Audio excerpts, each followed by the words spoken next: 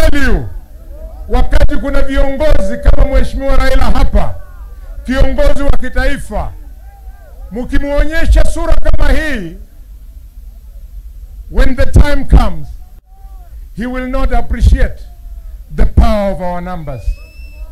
We want to demonstrate to the Prime Minister kwamba we are a community strong enough to work with other communities of Kenya ili Kenya iwe nchi ya kusaidia wanyonge wetu wa Kenya.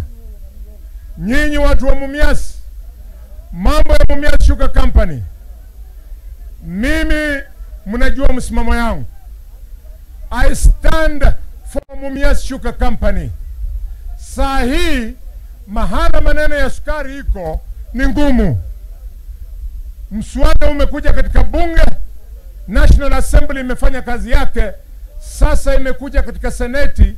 Ninang'ang'ana, we want to make sure kwamba sheria ya Kenya irudi mahali yenye ilikuwa wakati Bukatet ilikuwa hapa Mumias.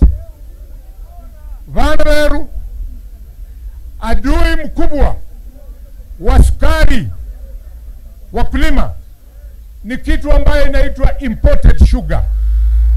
Wakati sheria imetoka katika National Assembly, ililetwa na mheshimiwa wangu Heko, lakini walisahau kuweka kipengee kuhusu sugar importation.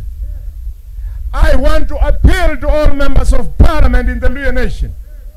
In the Luo Nation, maisha yetu ni sukari.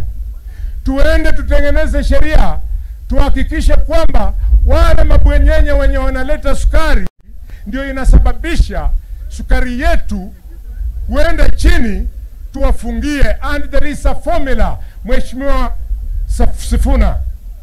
We have an opportunity tuseme kwa sheria ya Kenya kwamba kama tuna upungufu wa sukari, watu